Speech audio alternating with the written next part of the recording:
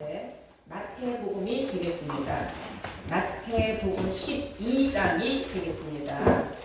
마태복음 12장 다 찾으신 줄 믿고 38절부터 공독을 하겠습니다. 마태복음 12장 38절부터 제가 공독을 하겠습니다. 그때에 서기관과 바리새인 중 몇 사람이 말하되 선생님이여 우리에게 표적 보여주시기를 원하나이다. 예수께서 대답하여 가라사대 악하고 음란한 세대가 표적을 구하나 선지자 요나의 표적밖에는 보일 표적이 없느니라. 요나가 밤낮 사흘을 큰 물고기 뱃속에 있었던 것과 같이 인자도 밤낮 사흘을 땅속에 있으리라. 심판 때에 니느웨 사람들이 일어나 이 세대 사람을 정죄하리니 이는 그들이 요나의 전도를 듣고 회개하였음이오니와 요나보다 더 큰 이가 여기 있으며 심판 때에 남방 여왕이 일어나 이 세대 사람을 정죄하리니 이는 그가 솔로몬의 지혜로운 말을 들으려고 땅 끝에서 왔음이오니와 솔로몬보다 더 큰 이가 여기 있느니라. 아멘. 네, 허락하신 하나님 말씀 마태복음 12장 38절에서 42절로의 말씀으로 제목은 남방 여왕과 더 큰 이, 남방 여왕과 더 큰 이라는 제목으로 오늘 말씀을 증거하도록 하겠습니다.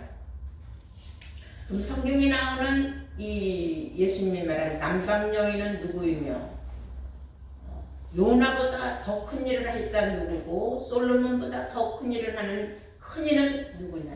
더 큰 이는 누구냐 그랬어요 성경에. 그러면 오늘 여기에서 오늘 성경을 통하여서 우리는 알아야 될 말씀이 우리하고 관계가 있기 때문에 여러분들은 성경 말씀을 알아야 된다는 겁니다. 오늘 본문에 보니까 그때의 서기관들이 바리새인과 함께 와서 하는 말이 예수님을 보고 뭐라고 하느냐. 그때의 서기관과 바리새인 중 몇 사람이 말했대 선생님이여 우리에게 표적 보여주시기를 원하나이다 그랬어요. 이 사람들은 참 내가 볼 적에 웃기는 사람들이에요. 예수님이 그동안 얼마나 많은 표적을 행했습니까? 죽은 사람도 살렸고 소경 눈도 떼게 하고 안진뱅이도 고쳐주고 그뿐이에요. 무덤 속에 있던 나사로까지 끌어내서 밖으로 나와 살게 하지 않았습니까? 그보다도 더 많은 기적들이 뭐 오병이어의 기적이라든가 물고기 2마리와 떡 5개로 7,000명이 먹었다고 했어요. 어떻게 그런 기적을 보고도 또 표적을 또 나누느냐. 그러니까 예수님이 그 소리를 듣고 너무 기가 막혔어요. 요한복음 21장 성경에 보면은요 25절에 예수님이 행하신 기록이 얼마나 너무나 많은지 세상에 다 기록할 수가 없었다고 했어요. 성경에 기록된 그 예수님이 행한 표적은 요점만 한 거다 이거야. 그 외에 어마어마한 기적들을 어떻게 다 성경책에다가 다 기록을 하겠느냐. 세상에다가도 다 기록을 못한다. 그런데도 불구하고 요 바리새인들과 서기관들은 예수님을 쫓아다니면서 갈구는 거예요. 표적을 또 보여달라. 보여줬는데 또 보여달라. 또 보여달라. 이건 사람으로서 옳지 않은 행동입니다. 그래서 우리가 이제 언젠가는 또 이제 서기관과 바리새인에 관해서 성경적으로 우리가 이제 또 깨달음을 받아야 될 것이에요. 여러분들이 절대로 서기관과 바리새인과 같은 그런 얄팍한 믿음을 가져서는 안 됩니다. 자기가 성경을 좀 알았다고 해서 성경을 좀 안다고 해서 이 서기관들은 성경을 필사하는 사람들이 얼마나 많으겠습니까? 바리새인들은 율법사들입니다. 예수님을 늘 걸고 넘어지는 사람들이에요. 예수님이 기가 막혀서 그 말을 듣고 뭐라고 답변을 하셨는가를 우리가 봐야 돼요. 39절에 본문 39절 예수께서 대답하여 가라사대 악하고 음란한 세대가 표적을 구하나. 악하고 음란한 세대가 표적을 구한다고 했어요. 그러면 바리새인과 서기관들은 다 뭐라는 거예요? 악하고 음란한 세대들이라는 거예요. 빗대놓고 말씀하시는 거예요. 악하고 음란한 세대가 표적을 구하나 선지자 요나의 표적밖에는 보일 표적이 없다. 이보다 더한 표적이 어디 있겠느냐. 너희들이 요나 선지자의 그 표적 기적 알지 않느냐. 그런 것을 보고도 너희들은 그것도 표적이라고 생각하지 않고 내가 그동안 행한 수많은 표적을 보고도 너희들이 표적이라고 생각하지 않는다면 더 이상 할 말이 없다. 최고의 표적은 요나의 표적인데 왜 하필이면 예수님은 요나의 표적을 들었느냐 이거예요. 이걸 우리가 알아야 돼요. 예수님이 하신 말씀을 자세히 보시면 그 속에 해답이 있어요. 39절에 예수께서 대답하여 가라사대 악하고 음란한 세대가 표적을 구하나 선지자 요나의 표적밖에는 보일 표적이 없느니라 그랬어요. 요나가 밤낮 사흘을 큰 물고기 뱃속에 있었던 것과 같이 인자도 밤낮 사흘을 땅속에 있으리라 그랬어요. 이 말 속에 예수님이 비유적으로 요나의 표적을 들었지만 당신을 앞으로 있을 일을 예언적으로 기록한 말씀이라는 걸 여러분들은 알아야 돼요. 그래서 이 악하고 음란한 세대가 표적을 구하는데 이 표적을 구하는 이런 세대들은 구원이 없다 그랬어요. 성경에. 우리 한번 데살로니가 후서 2장 9절을 보시겠어요. 다 함께. 데살로니가 후서 2장 9절을 다 함께 찾아보시겠습니다.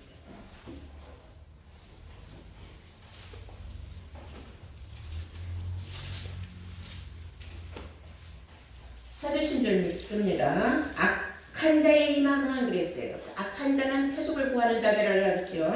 악한 자의 임함은 악한 자가 오는 것은 사단의 역사를 따라 모든 능력과 표적과 거짓 기적과 불의의 모든 속임으로 멸망하는 자들에게 임하리니 이는 저희가 진리의 사랑을 받지 아니하며 구원함을 얻지 못함이라 그랬어요.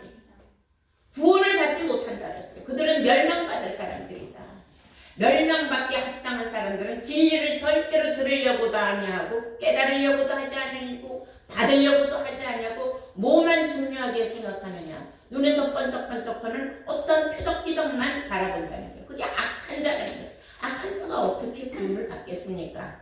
말씀을 깊이 생각을 해야 되는데 이런 말씀도 흘려 들어가는 사람들이 참 많이 있어요. 세상 끝날에는 짐승의 시대가 오게 되어 있습니다. 이 짐승의 시대에는 어마어마한 기적과 표적과 능력이 나타납니다. 그 표적과 기적을 보고 수많은 사람들이 짐승을 쫓아가면 짐승의 인을 받게 돼요. 세상에서 말하는 666 표 받지 말아라 어쩌라 뭐 받거든요. 근데 그건 다 헛소리예요. 666은 사람의 숫자에 짐승의 수 아시겠습니까? 그래서 우리가 한번 땅 끝에 세상 끝날엔 얼마나 무서운 악하고 음란한 세대들이 짐승들이에요. 그들이 표적과 능력을 행하는지 한번 보겠어요. 마태복음 계시록이에요. 계시록 13장을 보시겠습니다. 계시록 13장 13절 보실까요? 큰 이적을 행하며 누가 큰 이적을 하냐? 짐승들 세대. 그래서 이 짐승들이 우리가 생각하는 저런 가축이나 그런 산에 있는 그런 짐승이 아니에요. 사람을 짐승으로 비유한 겁니다.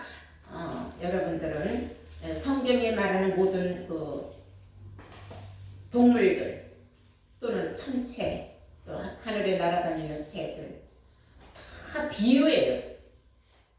이거 조금 보시겠어요? 큰 이적을 행하되 심지어 사람들 앞에서 불이 하늘로부터 땅에 내려오게 하고 그랬어요. 불이 하늘로부터 땅에 내려오게 하고 그랬어요. 짐승 앞에서 받은 바 이적을 행함으로 땅에 거하는 자들을 미혹하여 땅에 거하는 자들에게 이르기를 칼에 상하였다가 살아난 짐승을 위하여 우상을 만들라. 저가 권세를 받아서 그 짐승의 우상에게 생기를 주어 그 짐승의 우상으로 말하게 하고 또 짐승의 우상에게 경배하지 아니하는 자는 몇이든지 다 죽이게 하더라. 어마어마한 역사를 그 나머지 18절까지 여러분들이 읽어보세요. 그때 18절만 한번 보겠습니다. 지혜가 여기 있으니 총명이 있는 자는 그 진승의 수를 세어보라. 그 수는 사람의 수니 666이니라. 사람의 수가 666이지 무슨 포도가 666이니 그따위 소리들을 하느냔 말이에요. 이게 눈뜬 소경들이에요. 다 소경이 소경으로 인도하면 다 함께 구동에 빠진 것이 구동이라는 건 무소경이에요. 굴러 빠지면 나을 자가 하나도 없습니다. 그러면 우리 주 예수님께서는 왜 요나의 표적 이외에 더 이상 보여줄 표적이 없다고 말씀을 하셨느냐? 이건 요나는 어떤 사람이었냐면요. 요나는 하나님이 너는 니느웨 성으로 가서 그곳에 가서 복음을 전하라 그랬어요. 가서 전도를 하면은 그 사람들이 회개를 시켜서 돌이키게 하라 그래서 네 사명이 그거다 그랬어요. 그런데 이 요나가 하나님의 명령을 듣고 순종을 해야 되는데 선지자가 돼가지고 자기 사명을 내버리고 어디로 갔느냐면 니느웨로 가지 아니하고 다시스로 가는 배를 탔어요. 그 다시스로 가는 배를 타고 신바람나게 뱃머리에 누워서 코를 골고 자고 있는데 갑자기 무서운 흑암이 일어나면서 막 풍랑이 일어나면서 배가 뒤집어지기 직전이에요.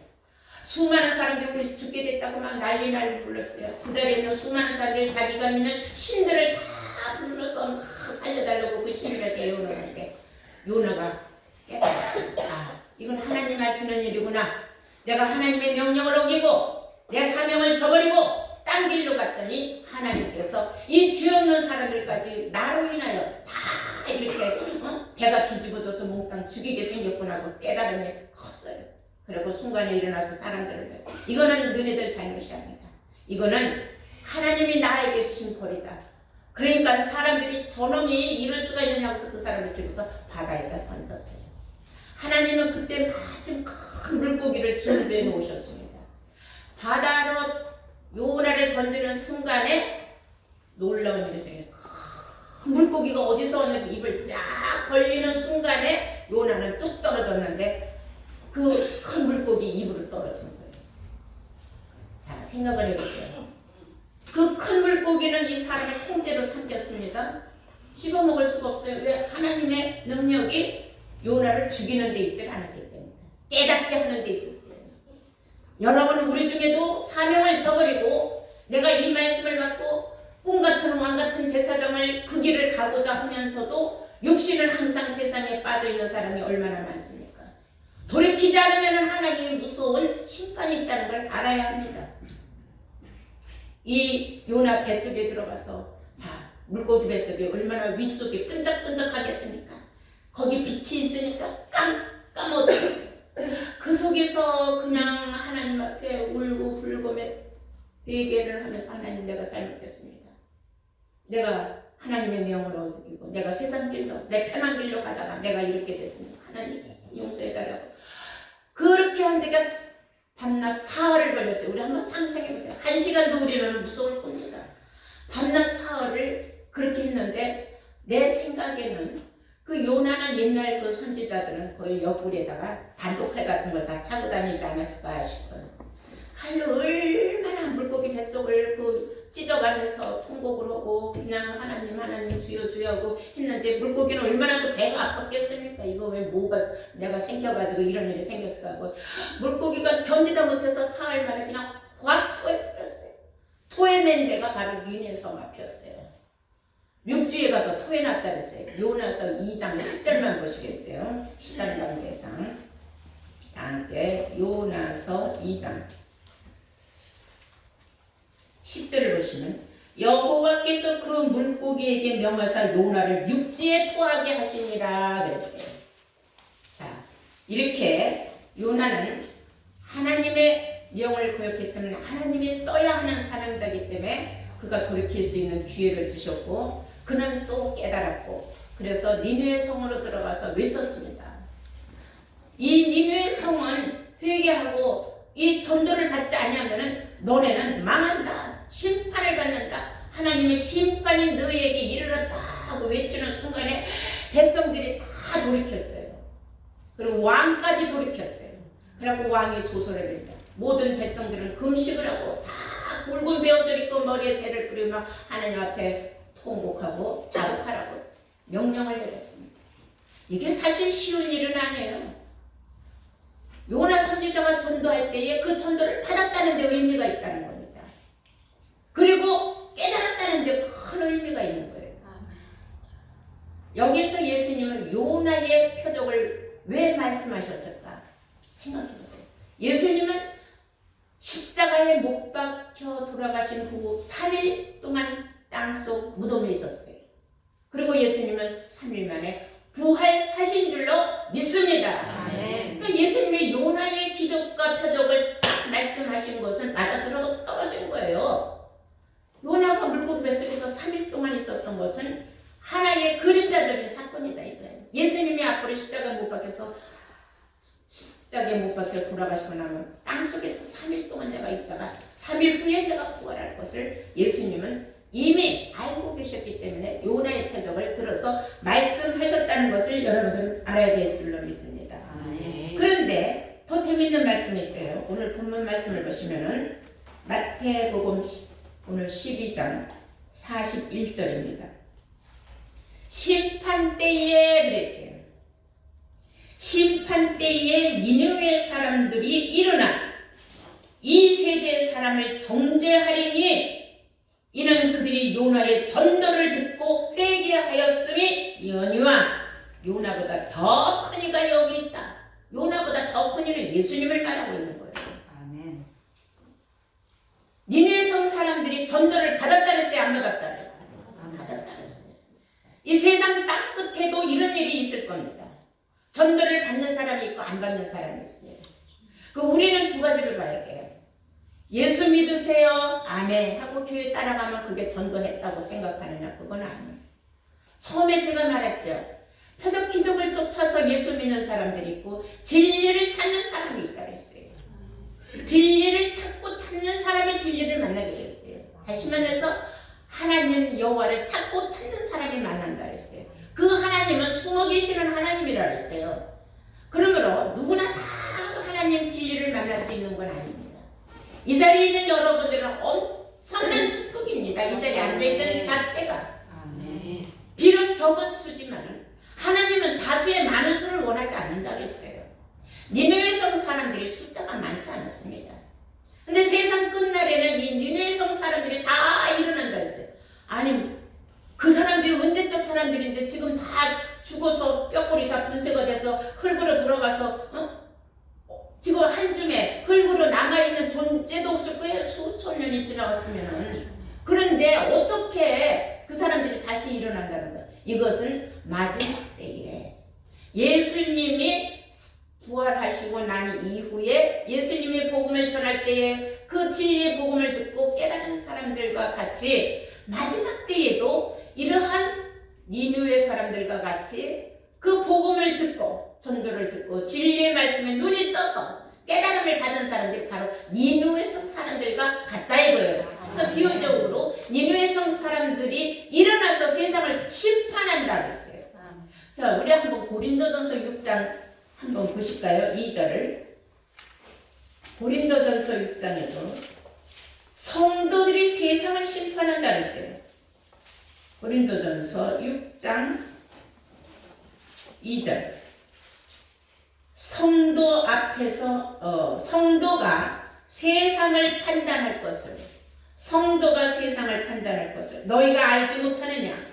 세상도 너희에게 판단을 받겠거늘 지극히 작은 일 판단하기를 감당치 못하겠느냐? 우리가 천사를 판단할 것을 너희가 알지 못하느냐? 그러하거든 하물며 세상에 이르랴. 성도가 세상을 판단한다 했어요. 성도는 예수 믿는 사람들을 우리는 다 성도라 그래요. 근데 진짜 성도는 거룩한 성자, 무리도자예요. 거룩한 무리는 따로 있습니다. 믿는다고 다 성도는 아니에요. 믿는 자 중에 표적 기적 능력을 행하는 사람들이 얼마나 많습니까? 그래서 예수님이 마태복음 7장 21절 이하에 보시면은 나를 주여 주여 하는 자마다 다 내 아버지 집에 올 것이 아니라 다만 내 아버지 뜻대로 행하는 자라야 들어온다고 했어요. 복음을 듣고 말씀 가운데로 들어온 사람만 구원이 있다는 것을 아시기 바랍니다.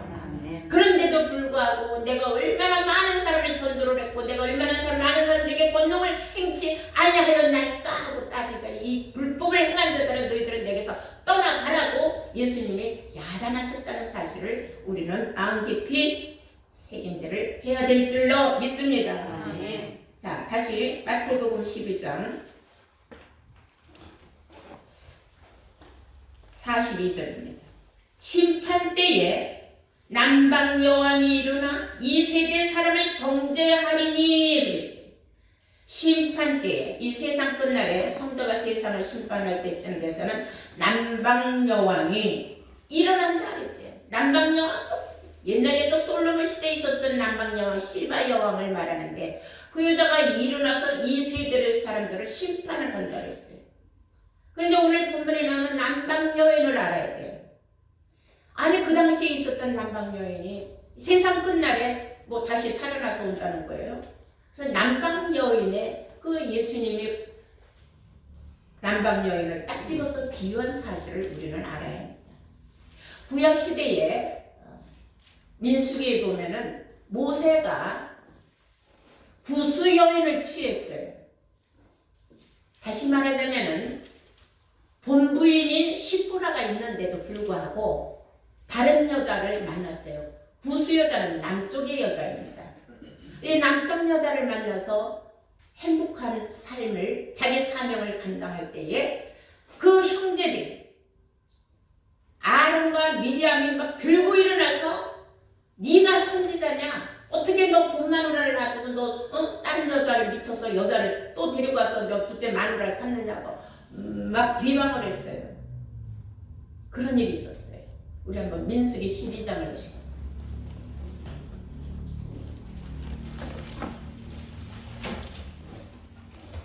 민수기 12장 1절부터 보시겠습니다. 모세가 구수 여자를 취하였더니 그 구수 여자를 취하였으므로 미리암과 아론이 모세를 비방하니라 그랬어요. 네가 선지자로서 이게 있을 수 있는 일이냐? 본보기가 안 되지 않느냐? 네가 하나님의 말씀을 우리에게 전하는 사명자인데 어떻게 네가 이럴 수가 있느냐? 우리는 조금 더 하나님 편에서 생각을 해야 돼요. 그래서 하나님의 생각과 사람의 생각은 너무 다르다고 했어요, 성경에. 만약에 하나님이 허락하지 않았으면 모세는 이 여인을 데리고 살 수가 없었어요. 이것은 모세가 데리고 살고 있는 본처인 시브라는 육신의 여자입니다. 그리고 이 구수 여인은 영적인 여자예요. 이 남쪽의 이 구수 여자는 영적인 여자라서 모세의 사명을 함께 협조하고 협력하고 모든 일을 다 도와주고 어드바이스 해주는 여자인데 시브라는 남편을 사명자로 인정하지 않아요. 하는 일마다 회방을 하고 모세를 사명자로 인정하지 않았어요. 그래서 하나님께서 모세에게 영이 맞는 여인을 주신 겁니다. 자, 우리 한번 출애굽기 4장을 한번 볼까요? 시브라가 얼마나 육신적인 여자인가를 볼 수 있어요. 출애굽기 4장 25절을 보시겠어요.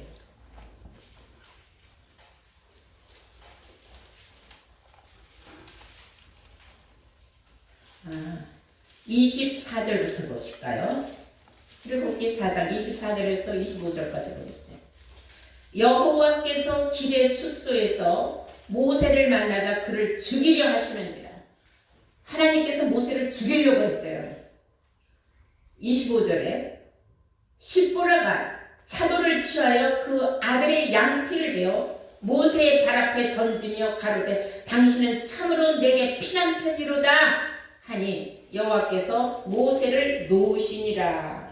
그때에 시브라가 피난편이라 하면 할례를 인함이었더라. 자, 여기서 중요한 것은 이 한 사건만 놓고 봐도 이 모세의 본부인 시브라는 교만하고 오만방자한 여자예요. 제사장 이드로의 딸이었기 때문에. 말하자면 친정이 빽이 든든한 거죠. 남편을 우습게 알았던 거예요.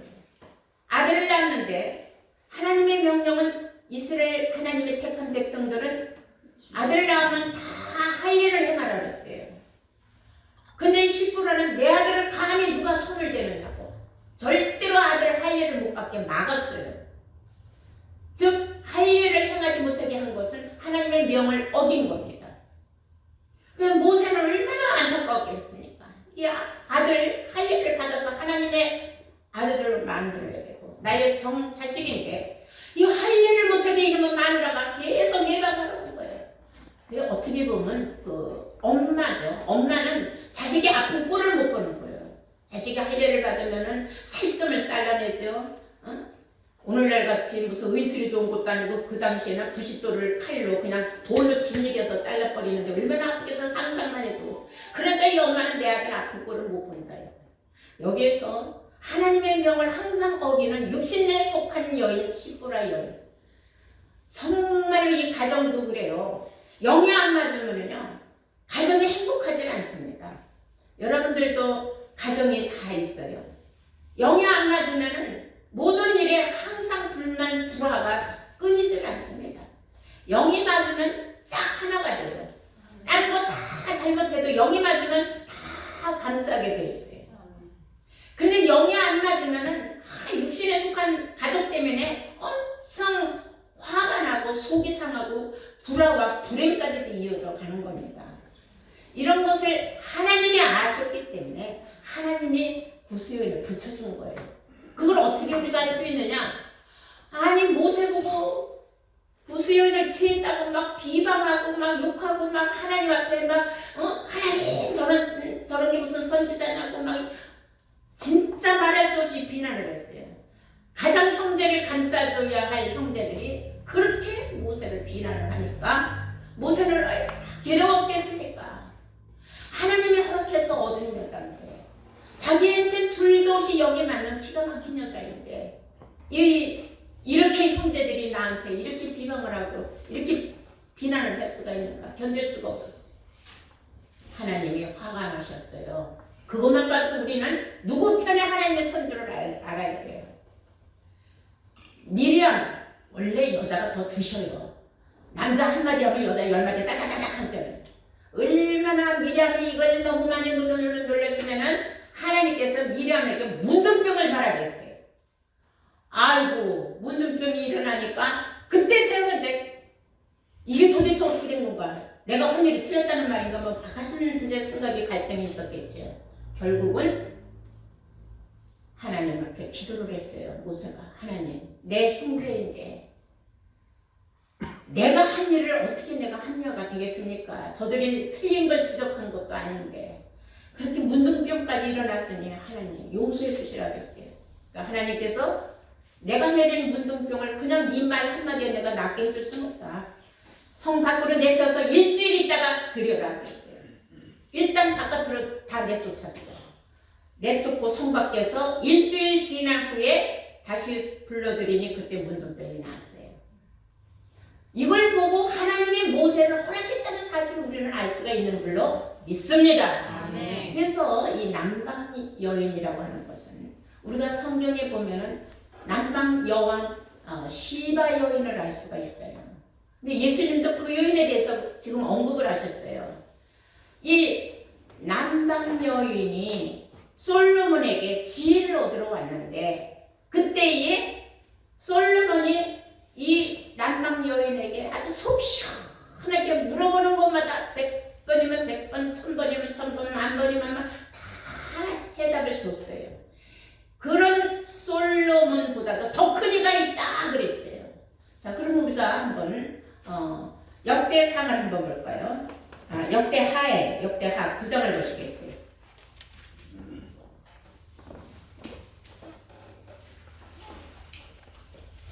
역대하 9장 1절부터 보시면은 스바 여왕이 솔로몬의 명예를 들고 와서 여왕이 그 남방 여왕이에요. 스바 여왕이 솔로몬의 명예를 들고 와서 어려운 문제를 솔로몬을 시험코자 하여 예루살렘에 이르니 수원이 심히 많고 향품과 많은 금과 보석을 약대에 실었더라. 저가 솔로몬에게 나와 자기 마음에 있는 것을 다 말하며 솔로몬이 그 묻는 말을 다 대답하였으니 솔로몬이 은미하여 대답지 못할 것이 없었더라 그랬어요. 솔로몬이 몽땅 다 대답을 했는데 은미하여, 은미하는 거 아주 자꾸 깨알같이 어려운 문제까지도 다 알려주고 아주 넓게 이해를 시켜줬다는 겁니다. 솔로몬의 지혜가 대단하다는 걸 우리가 알 수가 있지 않습니까? 자, 이 스바 여왕이 솔로몬에게 홀딱 반하지 않을 수가 없겠지요. 이렇게 어마어마한 지혜를 가진 자를 무슨 재물이 아깝겠습니까? 이 여인이 자기가 가득 싣고 와서 솔로몬 왕을 대면을 하여서 시험을 해본 거예요. 해봤는데 너무너무 속 시원하게 은미한 것까지 다 아주 깨달음을 주고 세부적으로 다 알게 해주니까 홀딱 반했어요. 가지고 온 재물 다 줬습니다. 다 내놨습니다. 얼마나 기쁘고 즐겁고 행복했으면 있는 거 다 내놔도 조금도 아깝지 않았을까요? 우리는 성경에 보면 마리아가 자기 옥합을 깨뜨려서 예수님 머리에다가 몽땅 그 향유를 다 부은 걸 알 수 있지 않습니까? 그 여자는 자기 재산 아까운 거 몰랐겠습니까? 자기 시집갈 전체를 다 갖다 부었다는 그런 믿음이 있어야 돼요. 근데 말씀을 받아도 이러한 믿음이 없는 사람들 참 많아요. 하나님의 것을 우습게 여기고 절반만 뚝하는 사람, 떼어먹는 사람, 그리고 왈가왈부하는 사람, 참 잘못된 겁니다. 정말 마지막 때 남방여왕과 같은 그런 믿음이 있다면은 여러분들은 하나님 앞에 무엇이 아깝겠습니까? 성경에 오늘 예수님이 하신 말씀을 우리가 자세히 한번 보실 필요가 있습니다. 42절 심판 때에 남방여왕이 일어나서 이 세대 사람을 정죄할 것이다. 그럼 그때 있었던 남방여왕이 지금 어디 있느냐 이거예요. 그 남방여왕은 누구냐면은 이는 그가 솔로몬의 지혜로운 말을 들으려고 땅 끝에서 왔으며, 그래서 땅 끝은 세상 끝날을 말하는 겁니다. 세상 끝날에 가서는 남방여왕과 같은 사람들이 어마어마하게 나온다는 거예요. 이게 누구냐면 낫자로를 둔 추수꾼들이에요. 알고 보면 추수꾼 아무나 합니까? 낫자로 아무나 갔습니까? 낫자로 가뒀다고 해서 다 됩니까? 낫자로가 이가 둥둥둥둥 빠졌으면 아무것도 못하는 거예요.